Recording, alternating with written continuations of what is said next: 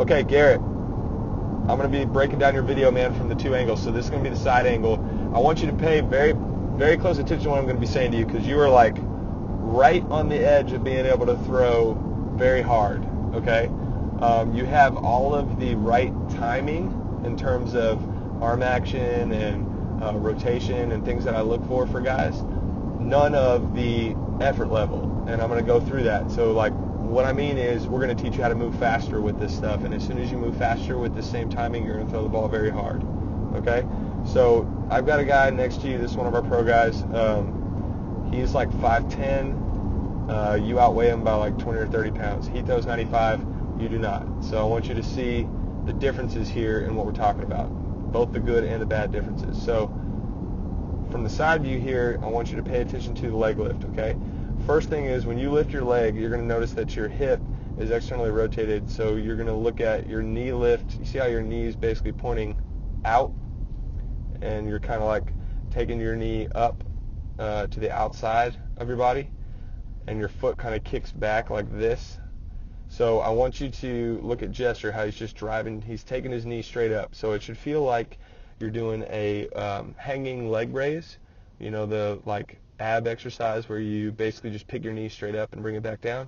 That's what it needs to feel like for leg lift, and you need to do this faster. We need to have more intent through the entire delivery for you, and I'm going to show you that as we move forward. So everything else in this position is perfect. You just need to pick your knee straight up and back towards your back hip. So it needs to go about right here, okay? And it needs to angle differently than what it is. Basically, you got to angle it reverse of what it is. Now, as you start to drive, because of that leg lift, you see how it's pointing to the side here, that foot is still kicking to the side. Because you lift that way, you're going to poke your hip out, and you're going to go to the inside of your back leg. Right here is where you mess up and lose all your velocity, okay?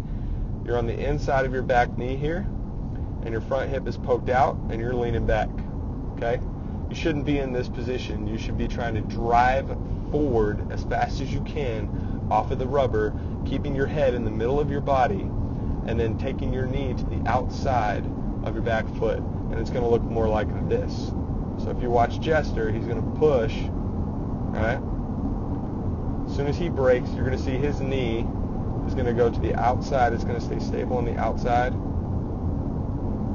okay? And then he's going to have his foot closed.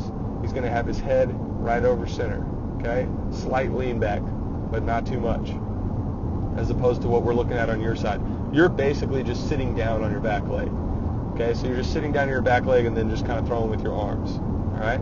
So you're plenty strong enough now that if we teach you this move right here, if you get this down, you will throw much, much harder, all right? Because the arm timing is there. You've been doing a really good job of working on delaying your upper body. So as you go out, you'll see that because you got on the inside of your knee here, you stay on the inside of your knee, okay, and you're already rotated. You basically don't have any leverage to use at the end of your delivery. Whereas Jester's going to keep pushing out, pushing out, pushing out, pushing out, getting further down the mound, and keeping his body in the middle, whereas you're going to be leaning back. Okay? Now, arm action-wise, you're going to see you guys are the same, pretty much. All right? So you're delaying your back arm, he's delaying his back arm. We're getting into a similar position at landing. Your arm is picking up just a little bit faster than his, but that's not your upper body's fault anymore. Your upper body's doing the right thing. Okay? Your lower body's just not moving fast enough. Now, right here, when you get into landing, you're at the right spot. This is what I mean by you're going to throw a lot harder when we get this down, because this is correct. Where you are right now is correct. All right? Your front knee is correct. Everything's correct here. You'll see that you're in a similar position as Jester. Knees up. All right? Arms up. Everything's pretty close. Okay? So now we get into rotation. All right? And here, you're in a decent spot. Okay? I want you to see how soon Jester's going to get his front leg to straighten out, as opposed to you. You're getting close, but it's still a little soft right here. All right?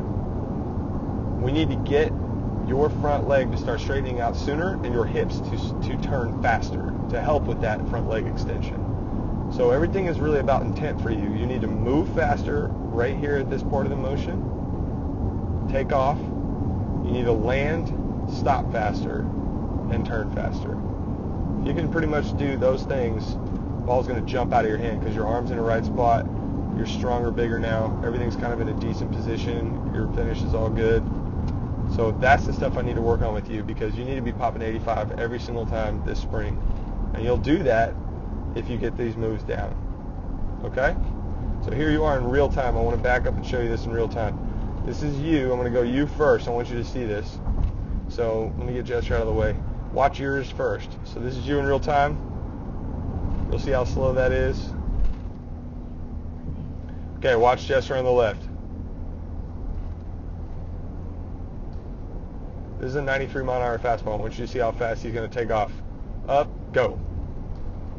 Whereas you are going to go up, sit down, throw. Okay? That's the problem here. We got to move you faster. All right?